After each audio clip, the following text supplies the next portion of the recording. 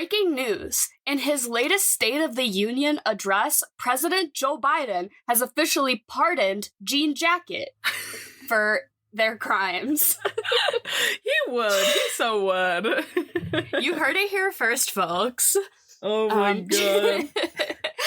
I just love those tweets that are like, the LGBTQ community has officially forgiven Jean Jacket. Oh my god. That's like the cuntiest name they could have given it to. Jean Jacket. Jean Jacket. I've been calling my cat Bean Jacket. Oh I'm like, my god.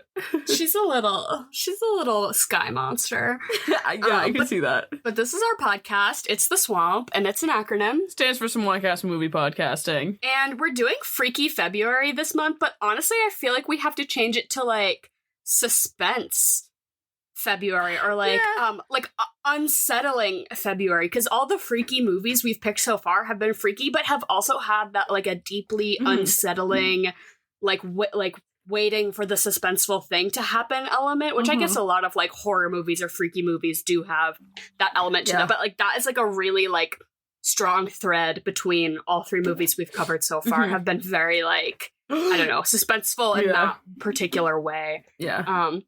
But we're covering Jordan Peele's Nope today, and I'm really excited to talk to you about this because you have never seen any of his movies. Nope, this was my first. I left my V card to Nope.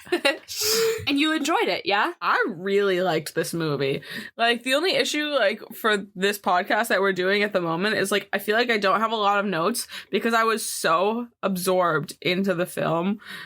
Which I feel like is kind of, like, a little hard for me sometimes. I mean, as much as I'm a big movie person, like, watching After Sun, I was like, okay, yeah, it's good, but, like, it didn't have me by my tits, you know what I mean? Jordan Peele had me by everything. Yeah, he's a really masterful storyteller, and you can kind of tell that he directs, writes, and produces all of his movies. So he clearly has, like, a lot of love for the craft of storytelling, particularly about, like, horror and suspense and, you know, obviously the genre that he's, I don't know if I want to say he's, like, dominating it right now, but truly, I think as, like, of modern horror, you and I on this podcast have established we're not huge horror people per se, but in my, like, surface level experience, he seems to be making some of the most critically acclaimed horror content right now. Absolutely. Which, speaking of, like, the snub of this movie for the Oscars, which, like, obviously, like, everyone knows the Oscars hate horror and all that shit, but, like, Miss Keke Palmer slayed this movie. She is just so overwhelmingly charismatic in everything she does. Both on and off the screen, she's just a delight to watch in interviews. I love having her on my TV screen for any reason, and I really like that she's sort of, like, being put back into the spotlight. There's a really great interview where somebody, the interviewer asks her, like, oh, you know, were a child star, and you kind of haven't been doing anything for a while, and now you're back, and now you're, like, back in it. And she's like, no, I have been working. It's just not stuff you've been paying attention to. She was Cinderella on Broadway. She has been doing stuff. And she's like, I just want to make it known that I'm not, like, a child star who's now, like, you know, picking back up speed again. Like, no, like, I have been working. I have been doing important work that I'm proud of. It's just not shit that you've been paying attention to, you know? So I love that. I love how she really advocates for herself and, like, the projects she's in. She just seems like overall just, I don't know, a great person to involve in whatever project you're doing, because absolutely all of the, like, Nope promotional content of just, like, her just, I don't know, being so good is one of the things that drew me to this movie. This movie had superb marketing, I will say. As far as like promoting a film nowadays, I think a lot of it relies on, like, getting big names. Like, you know, a big action movie, you might sacrifice, or even I feel the most about this for, like, kids movies.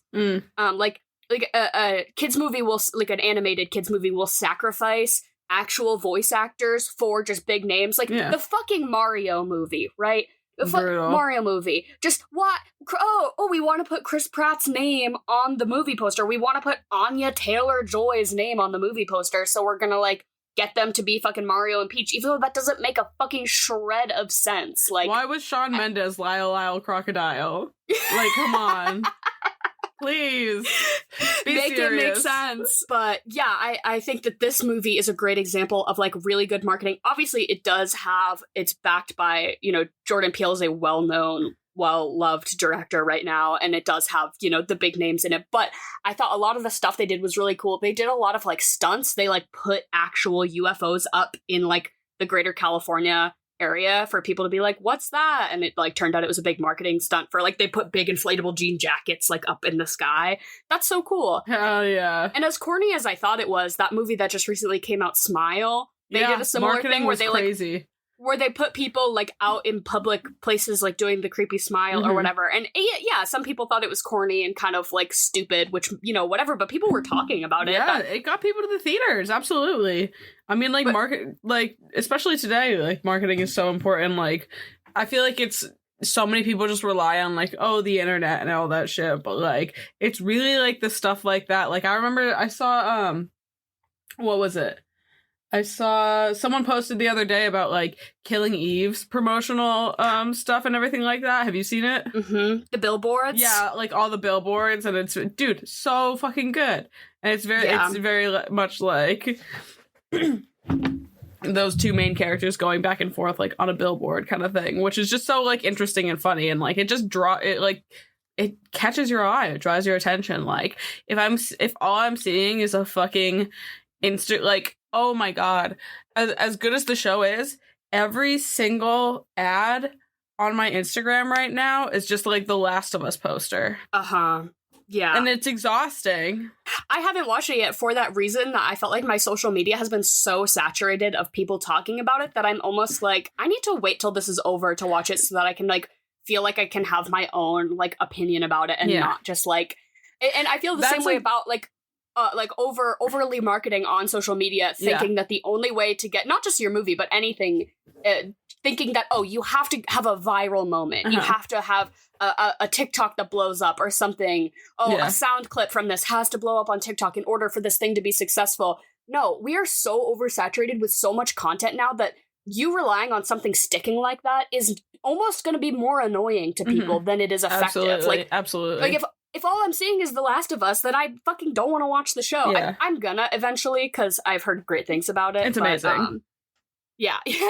Which, I guess goes against what we're saying. Like thinking about it, like, it's all HBO. Like, when you, like, thinking about all of the marketing that I see, like, on my fucking Instagram and on my Twitter, it's all HBO. The White Lotus, House of the Dragon, Last of Us, every single, like, dude, they blast their shit. And I mean, I get it, because obviously, like, they're very popular and very successful shows, but at the same time, you don't need to blast me like that, because it does get irritating.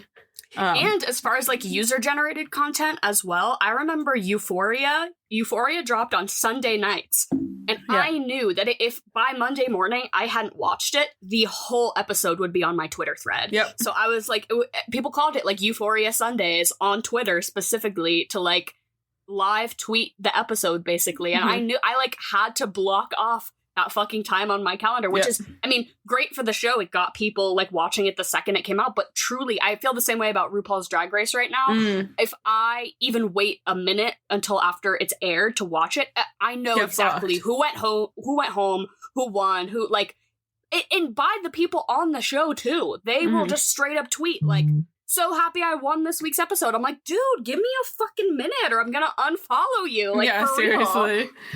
Real. But yeah, I thought the marketing for this movie was really creative, especially the title doesn't give shit away. Nope. And Jordan Peele just posted sort of the cloud motif in the dark sky with the word nope. And that was it. That was the fucking poster. And that's another thing that really... during the Super Bowl or something like that, right? Like, that was like the first... I don't like last recall. year, it was like the trailer or something like that, or around that time, which was obviously like... I mean, Super Bowl stuff like that, like, is like... I will give it that. It is good for marketing and everything like that.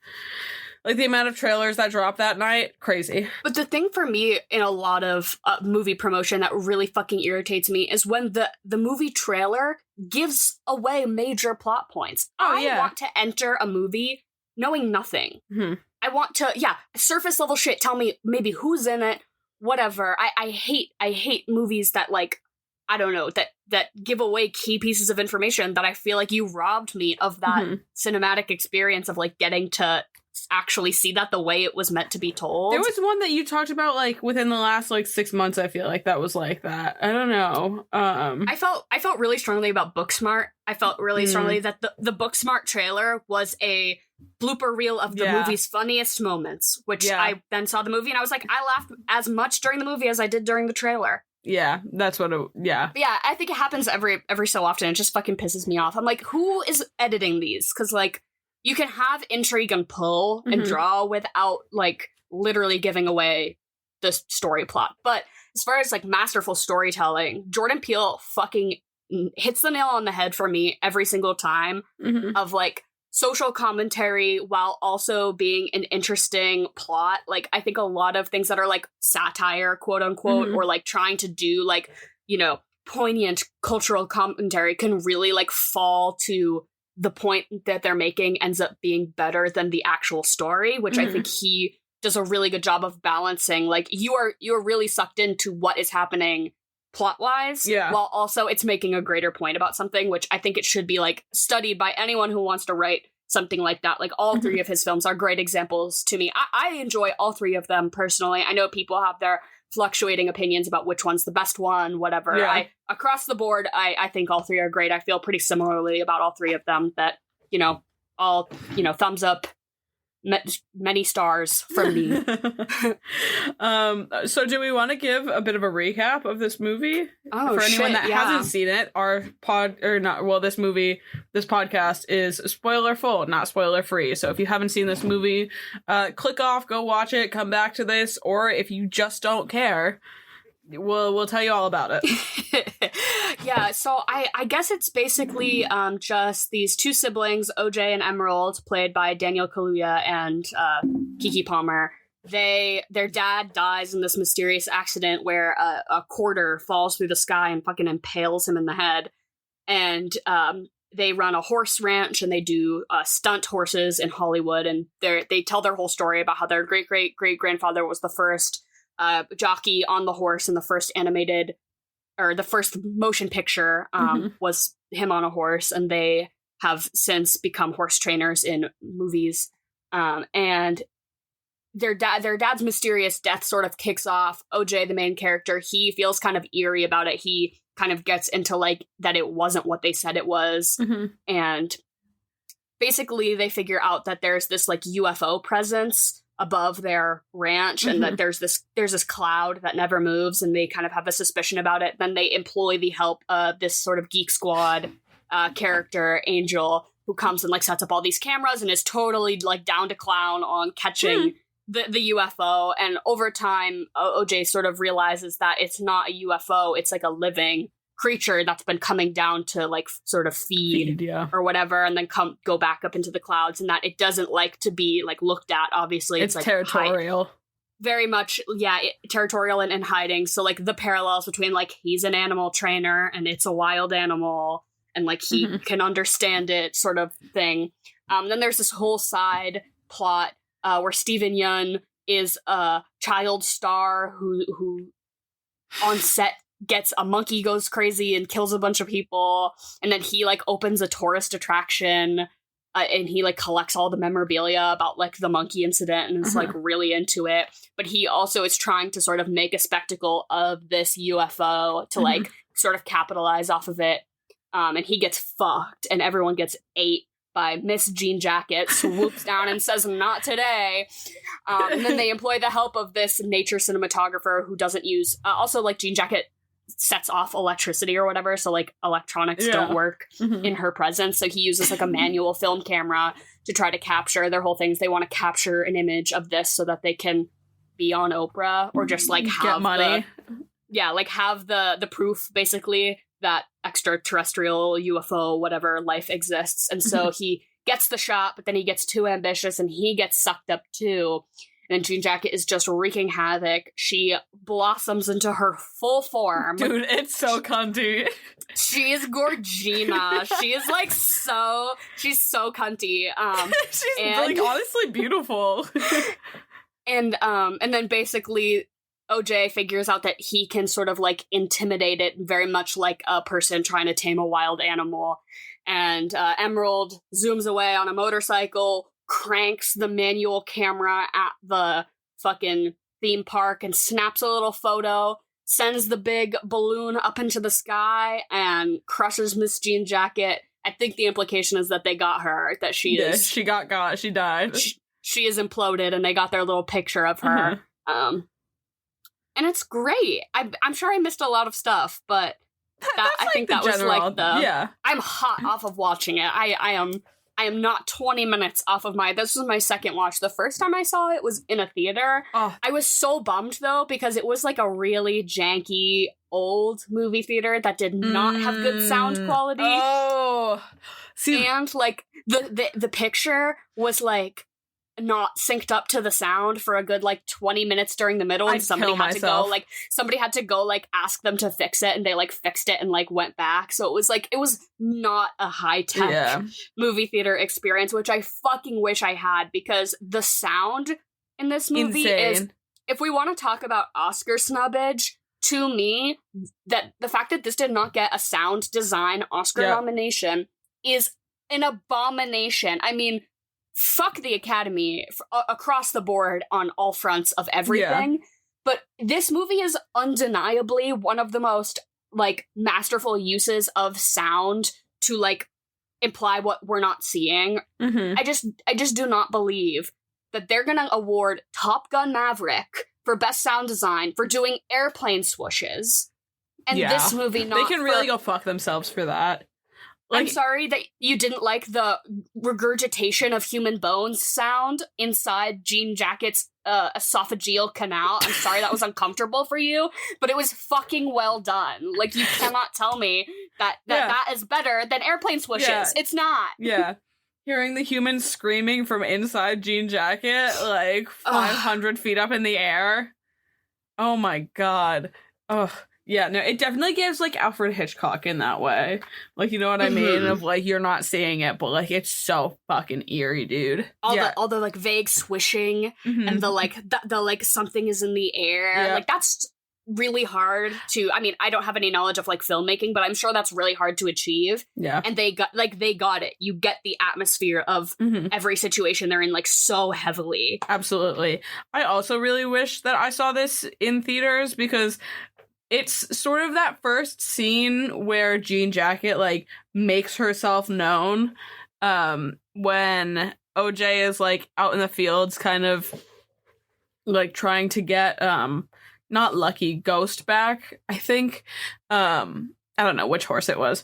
And you realize that, like, Jean Jacket's out there, and it's, like, I wish I saw it on a big screen, because seeing, like, the crazy camera quality of, like, the darkness and seeing the silhouette of Jean Jacket moving in the clouds, I think would have been really enhanced, because, like, the way I was watching it, you know how sometimes, like, on your computer it's just, like, big pixels, you know what I mean, because it's so dark, and you're like, you're like, I can kind of get what they're doing right here, but, like, it's not fully there, you know what I mean? So I do wish that I got that, because I think that scene is what really, like, it's the starting point, really, of like, shit, something's coming on here.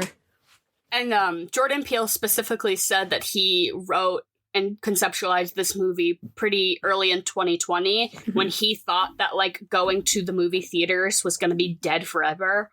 Basically, he's like, live cinema is going to be dead, and that's such a big part of... He said his, like, writing experience is that he writes for the cinema, like, you know, that things should be enjoyed in that space, which, maybe will then fall to you watching it on your, you know, your phone or your computer might, like, end up kind of biting itself in the ass, but it just shows so much with the sound, with the choice of picturing that he really does, like, for the theater.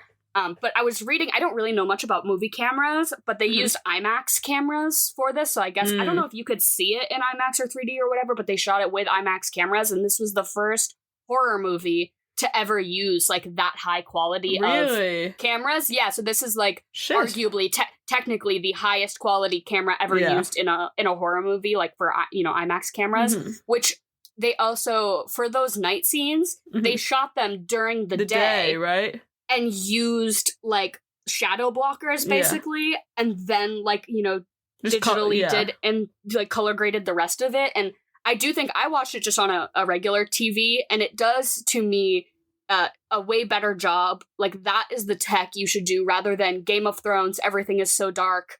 Like, you know, that final Game of Thrones battle scene that everyone's like, everyone's like, I had to shut all of my curtains and squint, and I still couldn't even really see. And like, if you're spending that much money on graphic effects, just fucking color grade your shit better. I don't want to have to be squinting. Your actors don't need to be up from like 9 p.m. to like 6 a.m. shooting.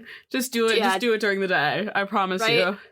Be innovative in your filmmaking techniques, because clearly, like, other people are doing it. It's not that hard. That's one of my big pet peeves, is when everything is so dark that I'm like, what the fuck am I looking at? Yeah, because even though like I was watching it on like a computer grade like quality thing, like I could still understand what was going on and I could still see it. I just wish it wasn't quite as chunky, and that's just on me watching it on my HP. But I will say though, the rest of this film primarily takes place during the day. There are not that many. Again, giving Midsummer. But good lighting in film, please. Yeah, honestly. Horror does not need to mean unwatchably dark. I also wish that I was in the theater for the scene, which it's supposed to be the scariest part of the movie, basically, is when you see everyone get sucked up into Miss Jean Jacket and they're like actively getting eaten, and you're watching them like go through her esophageal canal or whatever and just screaming and squelching and everything like that. Like the squelching, the sound design for that was crazy. But I loved watching. I've seen like this clip rotate through Twitter a little bit of like Jordan Peele like talking about the actual process of doing that scene and how they did it, and it's like a big conveyor belt and everything like that, and it's just so smart. It's just so smart, and it's such a cool fucking shot, and I wish there was a little bit more of it, honestly. And I think it's also really lends itself to, like, proof that not everything has to be, like, an eyeball-numbing wash cycle of green screen special effects to achieve some sort of level of, like, visual sophistication, because they made it so scary and real with A, clever sound design, B, practical. They put those people, and he was just smart to think, what is terrifying? Claustrophobia, being crushed. Being inside of an animal.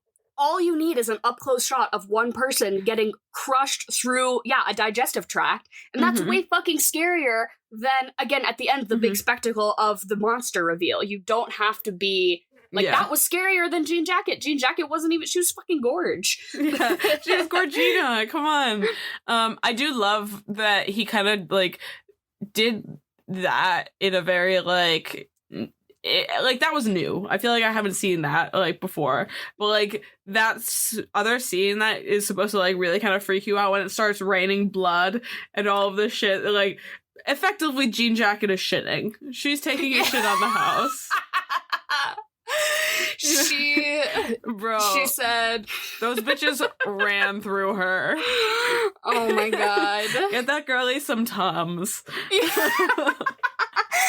didn't need to take a picture of Jean Jacket. They just had to give her the world's largest digestive aid.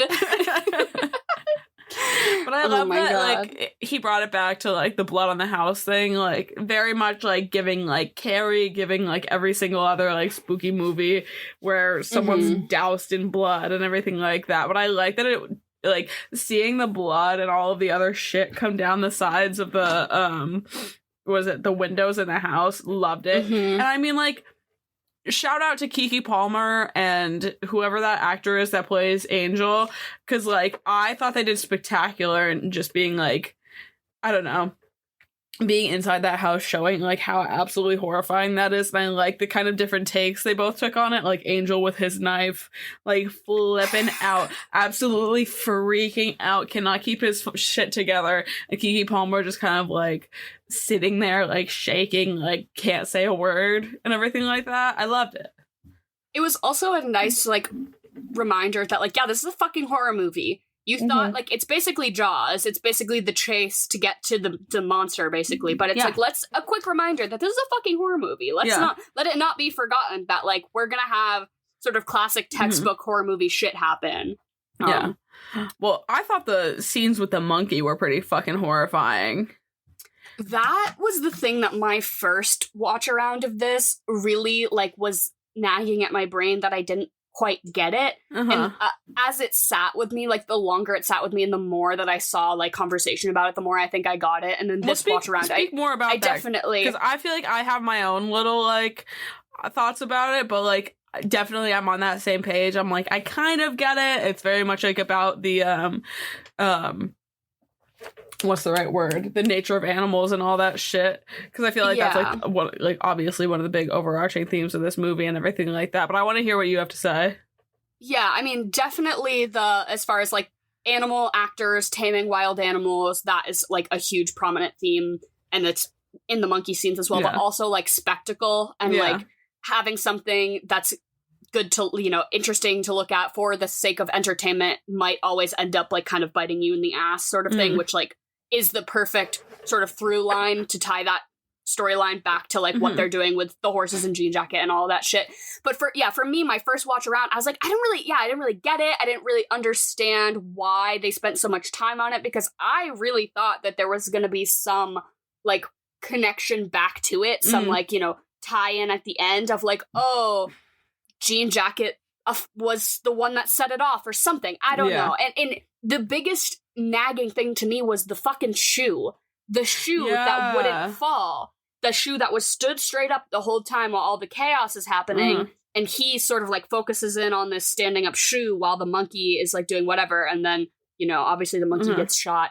But I guess, interestingly, Jordan Peele kind of refused to answer questions about this in interviews. Like, when people were like, hey, like, do you care to extrapolate more on, like, why you chose to... He's like, no, like, the story I told is the story I told. Same thing about people asking. A lot of people thought that the vision, or, you know, the very final shot of OJ on the horse through the arch was, like, Keke Palmer having a vision that he actually had died and been sucked up into Jean Jacket, and that was, like, because of the mist. And he's like, you can think what you want to think, but, like, the story I told is the story I told, and I'm not gonna, like, divulge into fan theories and tell you that, oh, the way you picked it apart is right or wrong. Love that. But he's like, it is, like, it is what it is. It's a great answer. But I think similarly to people asking about the shoe, is he's like, I will not tell you, like, you can think what you want to think, but I'm not answering questions about it. Which now I kind of understood. I at first thought it was, like, a supernatural magnetic force of some sort keeping this shoe afloat, but now I'm realizing it's more just a metaphor for, like, waiting for the other shoe to drop kind of thing. Like tension and feeling tension in, you know, having the spectacle, like, you know, blow up in your face, basically. And I just think it was a clever way to tie in the Steven Yeun character of, like, someone who is commodifying their own trauma. Like, he acts like it was this fun and interesting thing that happened to him, but, like, through flashbacks, we realized, like, no, he basically internalized that really traumatic experience and was like, this is the only thing I have to exploit myself towards greater success. Which I think is true for a lot of minorities in Hollywood, or just in general. Like, oh, the only stories you get to tell are ones that are fucking devastating. Like, which is just upsetting, I think. And that's kind of the same way for the animal actors, you know, like, they're being exploited. The only way they get to do it is, like, by the rules that have been set by, you know, and you can't tame a fucking wild animal. And that's obviously the monkey, Jean Jacket parallels. I don't know. As I, you know, sat on it, I kind of got it more, but I always was kind of waiting my first watch for that, like, that tie-in at the end. And I was like, oh, why didn't they go back to the monkey? But I think that's the point, is, you know, it doesn't have to. It can just be its own thing that exists within the bubble of this film. I don't know. That was definitely one of those things that, like, I had read about, like, a lot of people, I feel like, were not upset with, but definitely, like, did not get the monkey thing. And I definitely think this is one of those movies that you have to rewatch, and I will absolutely be rewatching it. But yeah, that was, like, one of the biggest criticisms. But, like, that to me, like, definitely one of the scariest things. Like, I think, like, animal attacks like that are horrifying. And, like, because, like, I mean, when you think about it, like, with Jean Jacket, obviously, like, it's an alien, like, all that shit, like, there's not really a way, or you can't really, like understand how horrifying it is because it's not real, you know what I mean? But, like, I've heard about, like, animal attacks like that with, like, chimpanzees and everything like that, and that shit is terrifying. And it was a way to, like, sort of, like, put them in that same box, I guess, and, like, make it more understood. Like, yeah, you know what I mean? He wrote that scene in reference to a real thing that happened in 2009 where a chimpanzee, the woman in Connecticut, did it happen in Connecticut? Yeah, that she got mutilated. She got mutilated, yeah. It happened in Connecticut, and it was like, I think it was like the thing that, like, because they made a reference to it. It's like, oh yeah, that's why you can't use chimps. And it's like, yeah, that's why you can't, like, own chimps now. I'd read a bit about that. It's horrifying, and, like, seeing, like, photos of her now, and, like, the fact that they tied in, like, oh god, what, like, Mary Jo Elliott, like, in the thing, and, like, showing her and how she's, like, she's alive but she's fucked up. You know what I mean? And it was sort of those tidbits that I was like, oh, we're building up to something where it's gonna come back to the monkey, you know. But it was far more about, like, reinforcing the themes than it was, like, aiding to the plot, I guess. But yeah, I guess, and I think that is so smart, grounding, you know, the fear of Jean Jacket in something that we as humans can relate to. Absolutely. Like wild animals. Yeah, you can't fucking, you think it's all fun putting a monkey in a t-shirt on a TV show. That's so cute, but, like, that's fucked up and we shouldn't do that. Poor Mary Jo. Rip. Bro, like, imagine getting fucked up by a monkey when you're, like, 14 years old and then just getting eaten by another wild animal. That's a way to go. Bum, bum, bum, bum. Who is it but my actual, literal, biological mother, Jen? We got a hilarious comment from a listener pretty recently through our Instagram who was like, yeah, I thought Jen was just, like, your friend who you, like, called mom because they're the mom friend. And it took me a long time to realize, like, no, that's your legit mom. And for anyone out there who may be suffering the same confusion, Jen gave birth to me, and I'm not fucking joking. But I thought that comment was so fun. But here's Jen, my actual for real mom. And she's here to host her interim podcast segment, Chocolate or Vanilla. She says 2 things we all say, which one we like better. Jen, how are you? I'm really good. I'm not going to lie. When you showed me that message about me actually being part of the friend group, I felt like one of the cool kids. Oh, yeah, sure. You are one of the cool kids, Jen. Aw, thank you. But no, I guess I am the literal mom. Yeah. You can be the literal mom and the mom friend. Thank you. So, hey, I switched it up a little bit this week. Okay. Because you guys watched Nope. Right? Instead of chocolate or vanilla, I'm just going to say something and you have to say yup or nope. Okay. All right. As it's like an in or out. Yay or nay. Yeah, exactly. Hot or not. So, yeah, right. So, okay, you ready? Yep. Yep. So yep. Me too.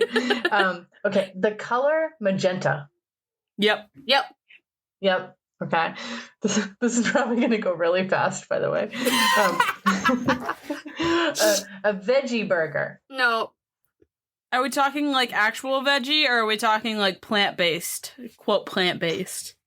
Like, are we talking... Your interpretation. Up for your interpretation. I'll say yep for my veggie girlies. Yeah, solidarity. Yep, I'm going to say nope, because every time I try one, it's just not as good as I want it to be. That's fair. Next one is Thai food. Yep. Yep, for me too. Next one is all-you-can-eat buffets. Yup.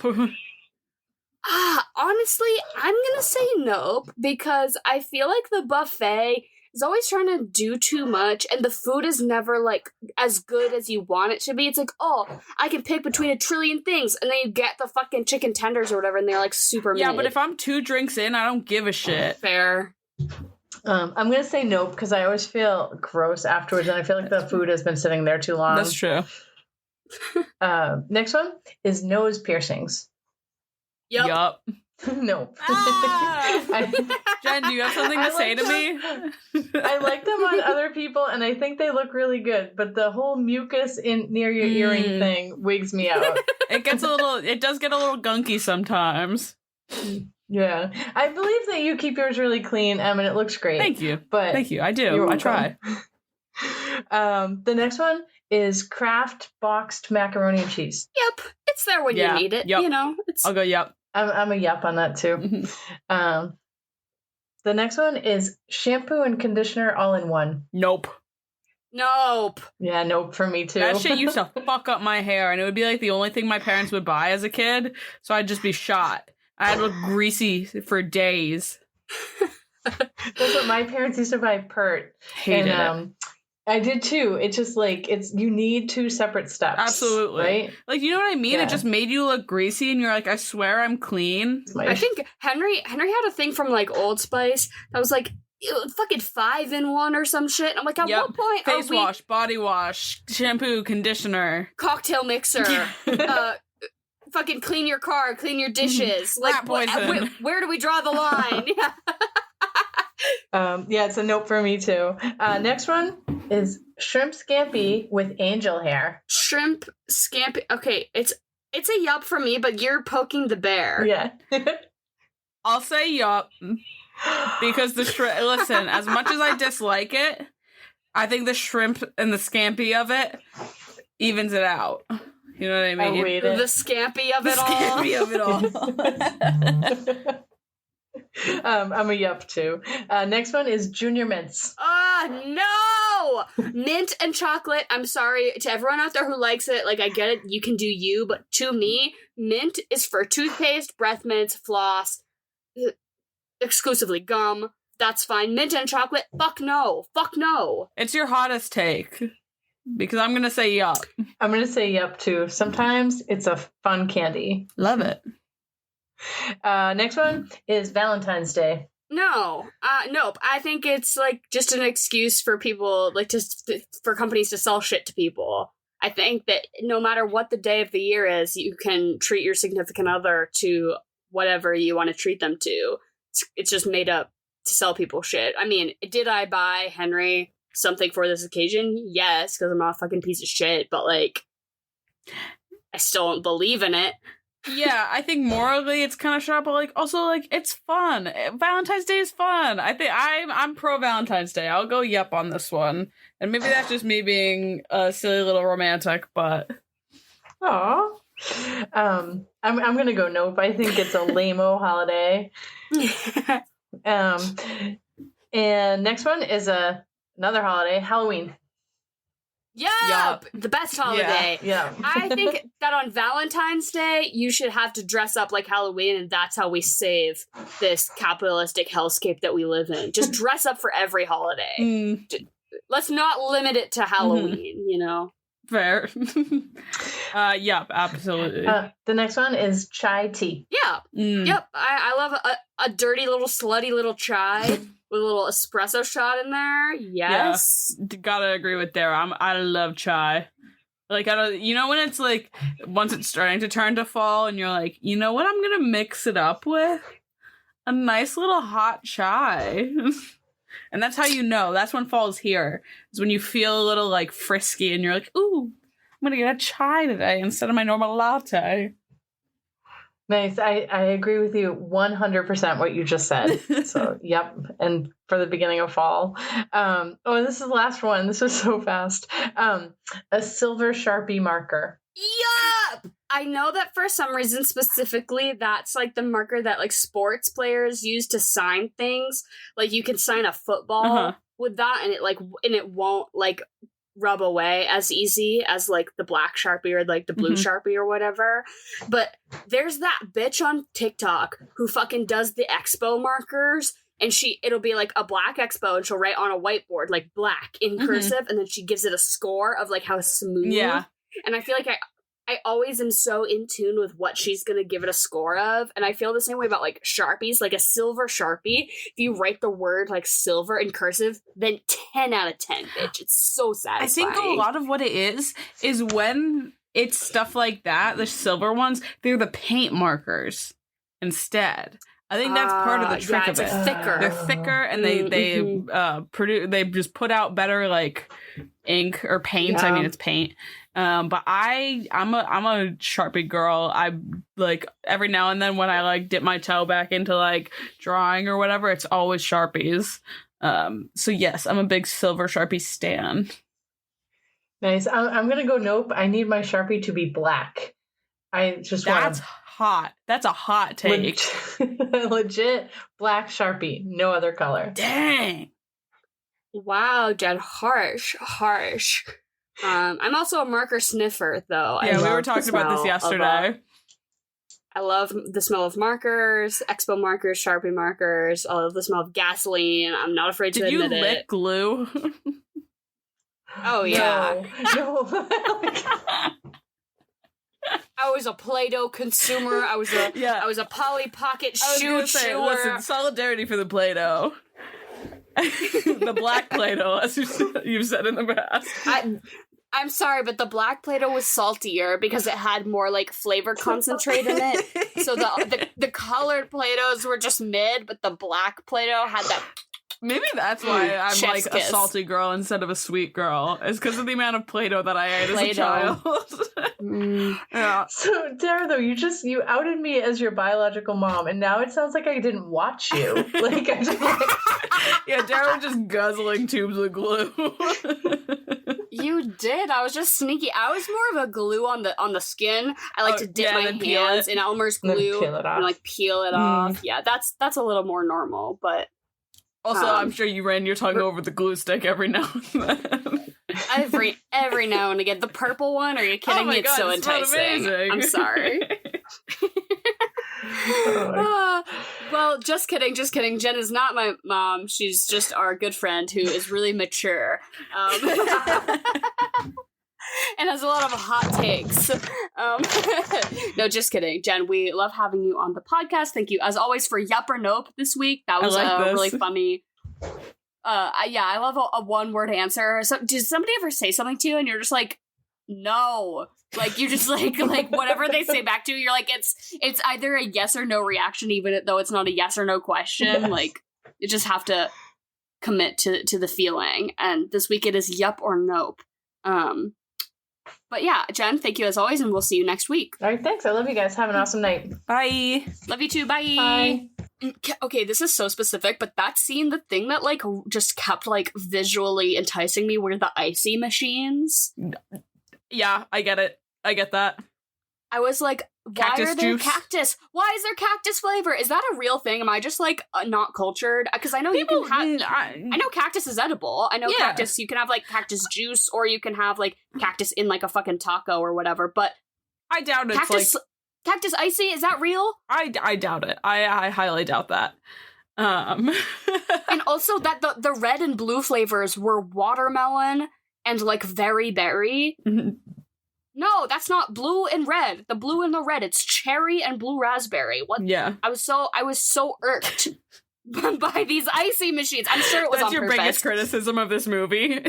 Well, I was not that it's not even necessarily that it like annoyed me, but I was just really taken in. I'm like, I can't even pay attention to anything that's happening because I have to stare at these icy machines. Can we shout out the horse actors in this movie? Because, like, it is also, like, a whole thing of, like, it's talking about not using animals for, like, your own gain and benefit and everything like that. But, like, there was a lot of horse actors. Yeah. I always think about, like, war movies that use a fuck ton of, like, Game of Thrones, where I'm sure a lot of them are, like, CG'd in or whatever. But, like, for the most part, you need a fucking lot of horses. And the way that horses will, like, fall... Like when, you know, it's a war scene and somebody gets stabbed and the horse knocks over. I'm like, damn, is that hard? Like animal handling in Hollywood is like kind of interesting to me because absolutely.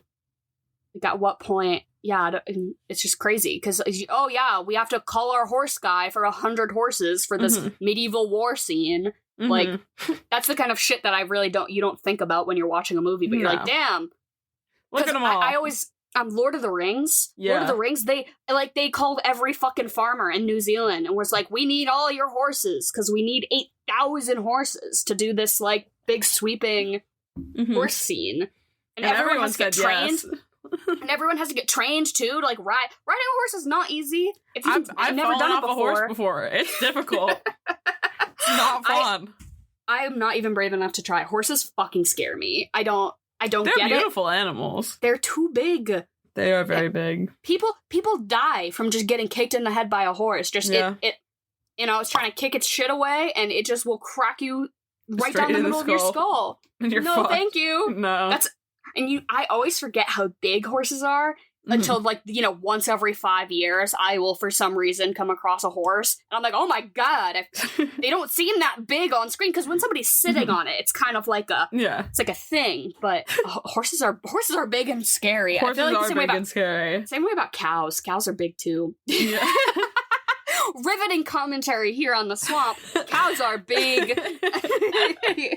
You know what else is big? My crush on Keke Palmer in this movie.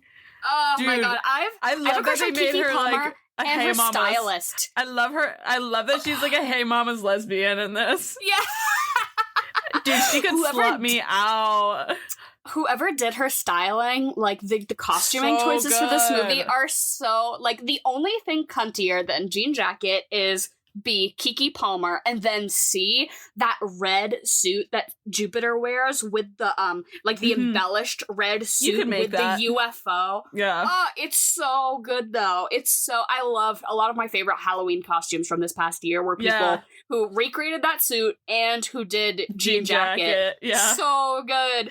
A little tassel of like things hanging off of a big like cowboy hat. So fucking good. Outstanding. What a simple and effective. I also loved the character design. Not to stray away from the Keke Palmer conversation, but it's basically a big fucking cowboy hat in the sky that is UFO shaped, but like then we kind of get the clue that it's a living thing, and then it becomes this like literal Iris Van Harpen, ethereal, angelic, like amazing. She goes from like I'm a rock to like I'm the most stunning plant. Like it was just gorgeous. I loved the character design. That's a biblically accurate angel. Like, bro, you just killed one of God's creatures or whatever. Yeah, right? Why can't we just feed her and let her stick around? Come on, please. Like, to go out, like, eating a fucking balloon, too? Like, damn, Shadi, you kind of dumb for that. She did not deserve that fate. I was real scared that Emerald was gonna die. Like, towards the end, that's what it was looking like. But, like, watching her pull off, like, all those balloon, like, ties and all that shit. Oh, my God. Her on the motorcycle. Oh, my God. Dude, loved it. Absolutely. I think Jordan Peele is we are doing nothing but singing his praises. I will be doing nothing else other than singing his praises. But he, I think, is a great example of somebody who uses cultural references masterfully integrated into the stories he's telling, where it's like a fun little tidbit if you get it, and if you don't, who cares? Yeah. But it's, to me, a great example of like, don't remake The Breakfast Club. Yeah. Take your favorite part of The Breakfast Club and integrate it into an original story, right? Because you could say that, okay, this is just Jaws. This is just Close Encounters of the Third Kind. This is just, but he's taking those references that he clearly, like, really admires and then crafts something new with it. Yeah. Because there are so many things that are, like, basically, Jean Jacket is based off of the biblically accurate angels from Neon Genesis Evangelion, right? That's, like, a reference that he pulled from in the character design. When fucking Emerald, like, is on her little motorbike and does that little stop. It's like so a shot for shot. It's a shot for shot, like, reference to the anime Akita, right? Yeah. They're doing so many, like, one that I read that I thought was so good was when Angel wraps himself in the tarp and it's like, then he attaches himself to the barbed wire fence so that he doesn't get pulled up. The little plucking notes of the fence being ripped out of the ground are the calling notes from Close Encounters of the Third Kind, the noises that the aliens make, the like do do do do whatever, I don't know what it is. Oh my god, that's so fucking smart. Right, and it's stuff that I only caught a lot of it because I read about it afterwards of people who catch it, but if you're a big fan of something like that, you might get it. And to me, I'm like, that's it, Jordan Peele. You take your love for media and a genre, and you mash all those things that you love into something new. It's Absolutely. A great way of, that's what film should be. Like, don't remake Top Gun for the 90th time. I don't fucking want to see it. Yeah, seriously. One scene that I really loved was like that transitional one where Antlers was singing, what is it, Flying Purple People Eater?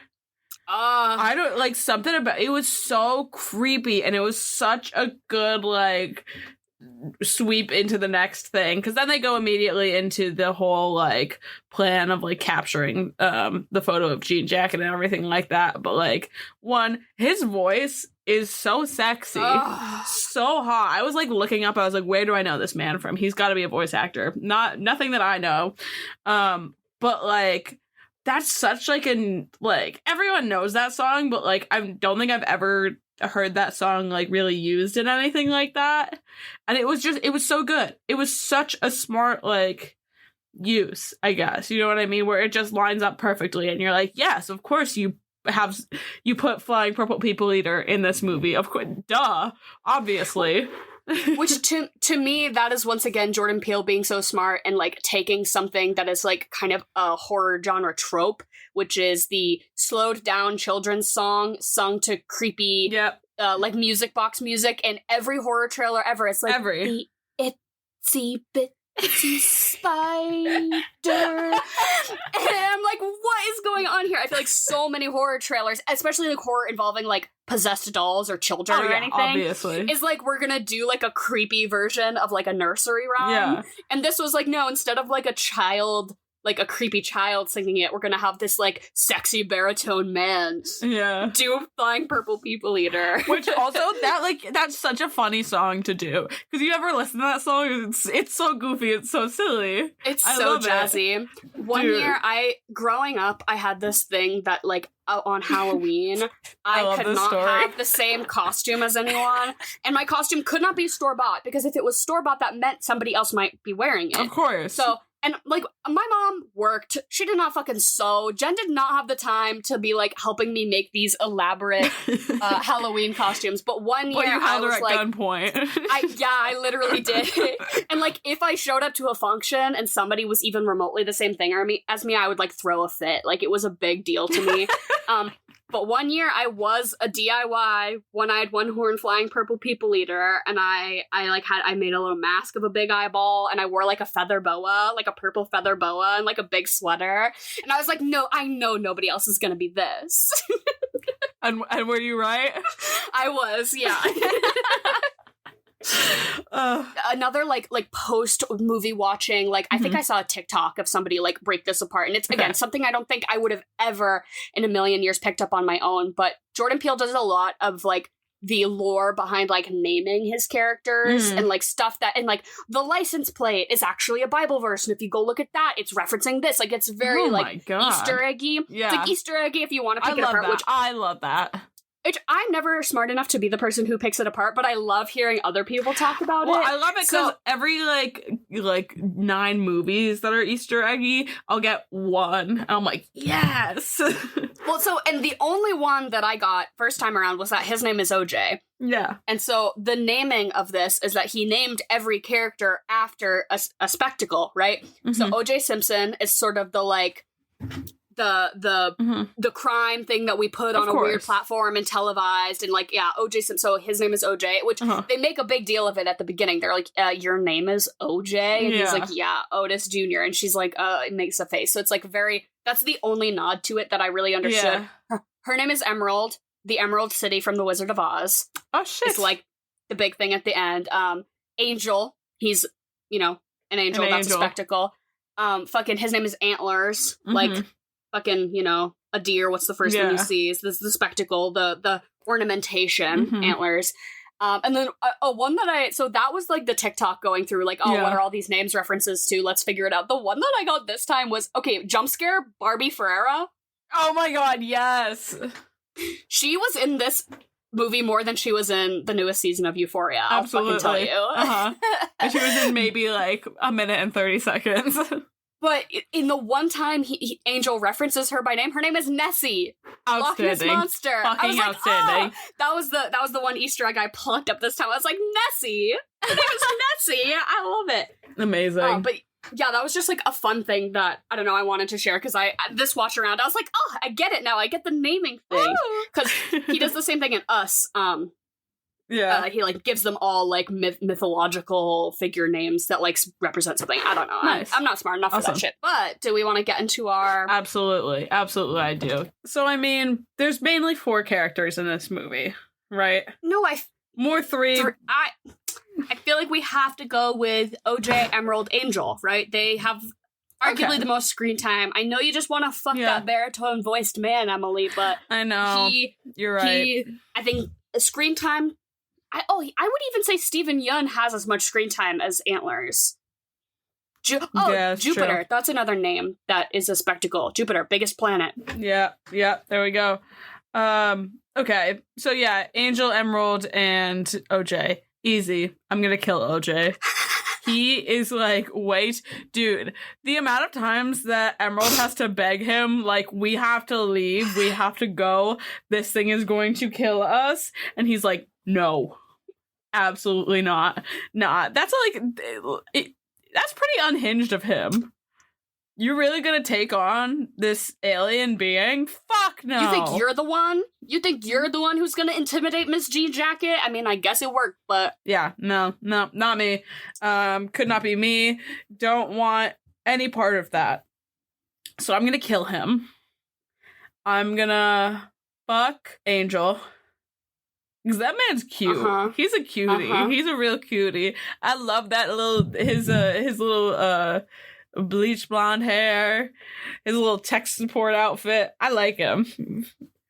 And I feel like he needs a good rebound after, his ex dumped him. And then I'm obviously gonna marry Keke Palmer. We're gonna get like one of those really nice like trailers, and we're gonna like drive across the country, and we're just gonna ball.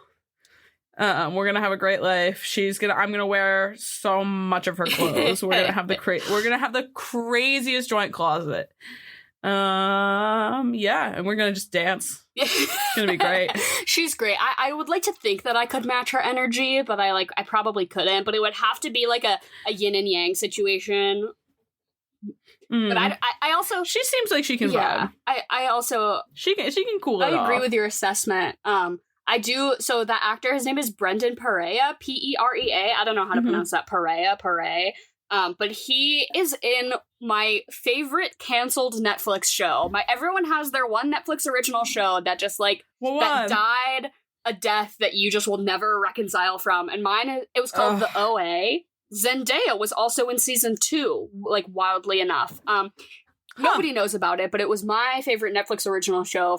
It got 2 seasons, and he was kind of like a breakout star in that show, which nobody but me has. I don't know anyone else who's watched it. Like literally so unknown. But if you've seen The OA, Netflix original, one of my faves. But he was in that, and then he auditioned for this, and I guess that he just recently won a Critics' Choice Award for Rising Star for his performance in this movie, which I love. I would love to see him blast off into further. I want more of him. Further stardom. Yeah, because he just seems really great. But I guess he did his audition for this character was written as more of a bubbly, optimistic, happy-go-lucky tech support guy, almost a little nerdy, like the nerdy guy who's oh, what's going on here, guys? And he wanted to play it as more grounded, sort of a character that these 2 siblings would probably trust. It just didn't seem to me that these 2 siblings were gonna let this geeky Geek Squad guy into their life if he wasn't also kind of chill. I don't know. So he played it really different, and that's why Jordan Peele was you realize if I give you this role, I'm gonna have to rewrite the whole character. I'm gonna have to rewrite all of the scenes for this character in the script. And he was fuck, I guess that means I didn't get it. But he's but I like the choices you made, so I'm gonna do it. Which fuck is I think was really cool. And I think more directors should do, I don't know, be willing to modify your movie if you think it's going to be the best version of it.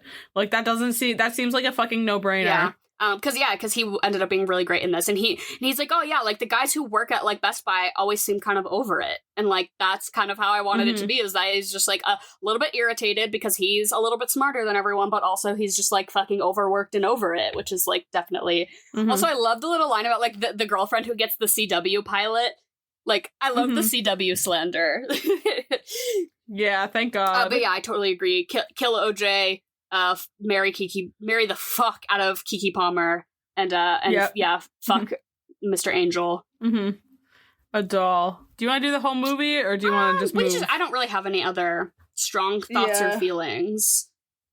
Jupe scares me. Obviously, everyone knows that I want to fuck antlers. There you go. But food and drink. So, IRL, I had a nice little pot of coffee and a sleeve of Girl Scout cookies, and that was nice. Fire. But I also had sweets. I had like a bowl of ice cream, which I never have. Really did it for me.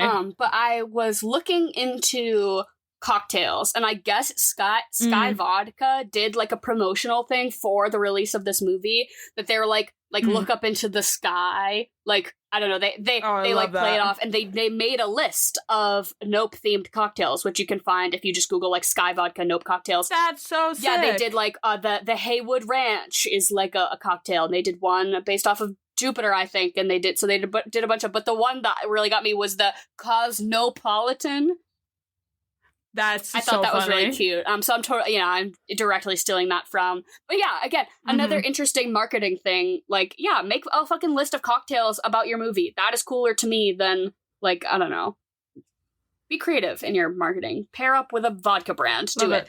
But I also think whatever you drink, it has to be out of one of those, like, coupe gimlet glasses, the like really shallow, it's like a martini glass, but it's almost like rounded, and it's very shallow, which to me, it's jean jacket shaped. Yeah, jean jacket. But I always find those really hard to drink out of because I have like a little mouth, and if the width of the glass, like if the liquid is gonna touch my cheeks when I bend it up, that's like a no for me. But but I think you should drink. For those of you who can drink like an old person.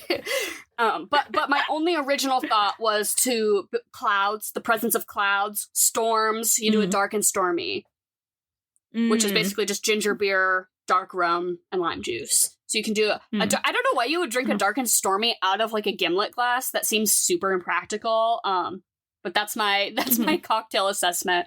And then this is like so stupid, but the fucking wavy, wacky, inflatable, flailing arm tube mans just kept making me think of Nerds Ropes. I love a Nerds Rope. And I was like, why do I want a Nerds Rope so bad right now? So that's, you eat, like, or like a Twizzler, or just some kind of, like, long, floppy candy. So that's what you eat and drink to me. I like that. So in my perfect storm of hosting for this viewing, I wanted to kind of mesh like the idea of jean jacket and like sort of like the two animals, I guess, like jean jacket and the horses. So to me, as much as like jean jacket is an alien, she is giving me like deep ocean vibes, because like, you know how you have like the craziest, creepiest shit like way dark in the ocean, they're like luminescent, they have lights on them and all that shit, and they look like the most insane shit you've ever seen. So I was going for an ocean vibe, and I think this is a really good movie to watch with friends. So I wanted kind of like a shareable plate of stuff, and so with that, have you ever seen, like, on TikTok, people will make, like, these, like, nori nachos? No. Or, like, these, like, tuna nachos. So it's basically, there's a way of making, like, these really great crispy chips with, like, rice paper and nori, and you stick them together and you fry them. And they turn into, like, these really great, like, seaweedy chips, basically. I love that. And so... It's like sushi nachos. And then you... Yeah, sushi nachos, essentially, is what it is. And then you dice up some, like, ahi tuna, some green onions, some Kewpie mayo, some sriracha on top. There you go. I think it's a great plate. I think it seems so good, and so, like, it's nice and light, too, and I don't know. It captures that sea element for me, which, like, doesn't like really come into play in the movie, but to me and for me, it's what's gonna work. And then when I'm thinking of the horses and everything, obviously my mind goes to the Kentucky Derby, right? Yeah. So, and I mean, it's, what is it? The Kentucky Derby is like, it's like their drink is the mint julep. Oh, okay. I didn't know that. And everything like that. Yeah, that's like the drink of the Kentucky Derby. But I did a little research, and there is a blackberry mint julep margarita, which delightful. Sounds so good. It's like you make like a blackberry simple syrup, like the mint leaves obviously muddled and everything, like a honey syrup, throw some tequila, some lime juice, blackberries. That's basically it. Pretty simple, pretty standard, but I think it would really go well with the sushi nachos. Yeah, sushi. That's my sushi nachos and a mint julep sounds like I'm gonna be fucking trashed by the end. Like, those are really good answers. Wow, you put a lot of thought into that, huh? I was like, I googled Nope cocktail and copied what Sky Vodka had to say. And so then what do you follow this up with? I wish I had better alien movies or anything like that, but honestly, and I think I'm just coming fresh off of it from last week, but I think you watched The Fly. I can't believe we talked so much last week about, like, a baboon monkey actor, and then this week we watched a movie about, like, the repercussions of using monkey actors. Exactly. Like, what? Yeah, there are a lot of parallels, actually.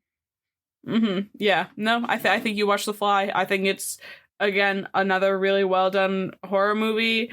Also takes a lot from other movies and kind of makes it its own and kind of redid its own version of previously done films. So I think it's great. What about you? Wow, what a really self-serving answer, Emily. Because then listeners can come back and listen to our episode about The Fly. So my initial like hot off answer is you watch Pearl, because that's another horror movie that came out this year that I think got fucking snubbed by the Oscars for absolutely across the board for like really great filmmaking, but especially for acting. I think Mia Goth deserved the world for her performance, and she had a great statement where she's like, well, yeah, obviously the Oscars never really recognize, they don't have that kind of like broadened horizon to recognize different types of film, like maybe someday, but it's just not realistic now, which is similarly why I think this movie was overlooked for both Miss Keke Palmer and for all of the like the crew, work that was done behind the scenes. I think visual effects, this movie is better than a lot that got nominated. I think it was like, this movie was punished for using intelligent storytelling by not showing us Jean Jacket. That's for most of the movie. That's the whole fucking point. And then showing her at the end. And it's like, oh, maybe if she had been on screen like that the whole time, then maybe it would have gotten a nomination for being the spectacle that is awarded at the Oscars. I don't know. The whole thing pisses me off. But you can watch Pearl to get on my bandwagon of being pissed.